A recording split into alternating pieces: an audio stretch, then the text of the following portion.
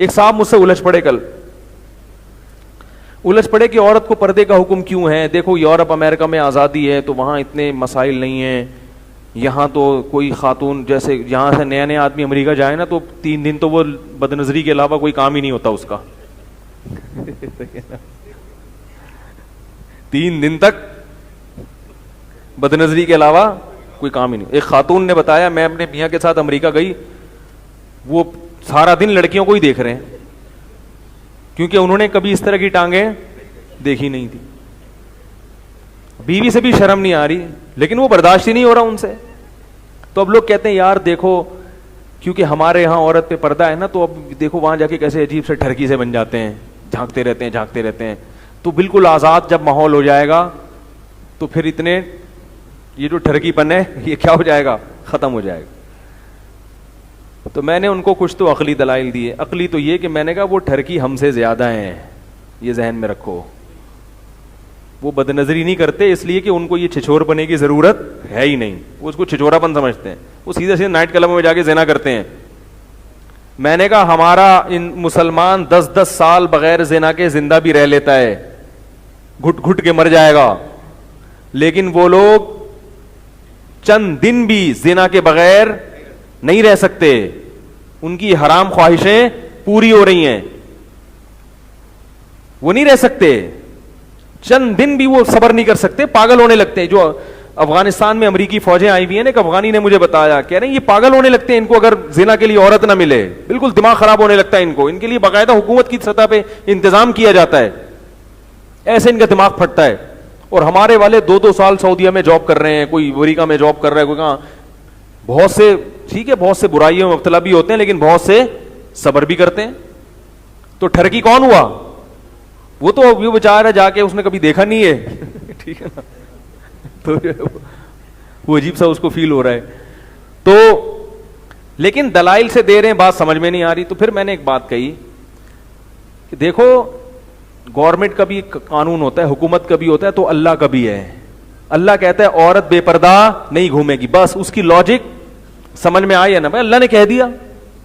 کل ایک صاحب مجھے کہنے لگے یار جب شادی شدہ زنا کرنے والے کو قتل ہی کرنا ہے, رجم کیا جاتا ہے نا جو شادی شریعت میں حکم ہے, عورت کو بھی مرد کو بھی, تو جب جان سے مارنا ہی ہے تو پتھروں سے مارنے کی کیا ضرورت ہے؟ بظاہر تو اشکال پیدا ہوتا ہے نا بھائی. جو شریعت کہتی ہے جو شادی شدہ مرد زنا کرے تو کیا کرو, اس کو سنسار کرو, پتھروں سے مار کے ہلاک کرو. تو جب ہلاک ہی کرنا ہے, موت کے گھاٹی اتارنا ہے, تو گردن اڑا دو اس کی. میں نے کہا بھائی اس کی بہت ساری حکمتیں, ابھی اتنا ٹائم نہیں ہے. شارٹ جواب یہ ہے کہ اللہ یہ بھی دیکھنا چاہتا ہے قانون دے کے کہ یہ مجھے اللہ سمجھتے بھی ہیں کہ نہیں سمجھتے.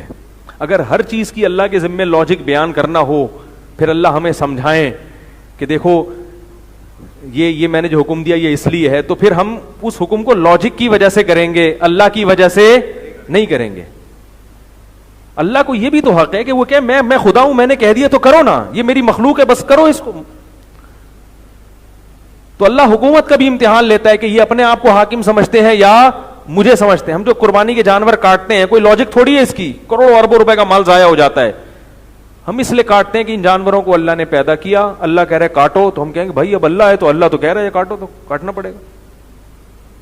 ہمارے ایک استاذ تھے, ان کے استاذ نے ایک کام لگایا, وہ کام بڑا فضول سا تھا. ہم نے کہا اتنا فضول کام آپ اتنا ٹائم ضائع کر رہے ہیں. انہوں نے کہا اصل میں یہ بڑے استاذ ہیں, انہوں نے لگایا ہے, تو میں اس لیے کر رہا ہوں کہ ان کا حکم ہے, ورنہ میں یہ کام نہیں کرتا.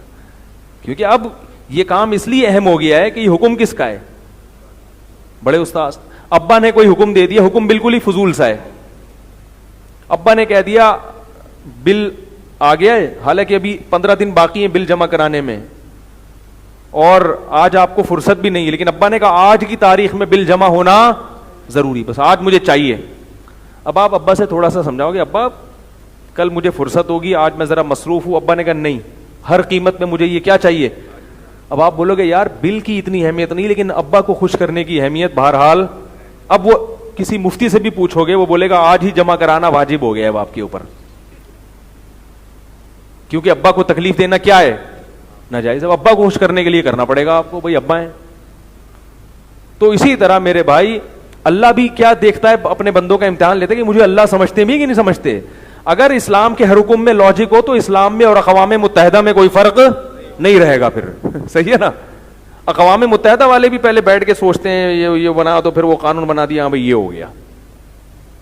تو اللہ نے یہ بھی تو ثابت کیا کہ مجھے مانتے بھی ہو کہ میں کھلا رہا ہوں, میں پلا رہا ہوں, میں تمہیں روٹی دے رہا ہوں, میں تمہیں آسمان سے بارشیں برسا رہا ہوں, اور میں کہہ رہا ہوں کرو, بولے نہیں یا اللہ یہ تو پتھر لگے گا تو سر پڑے گا اس کا تو ہے بھائی.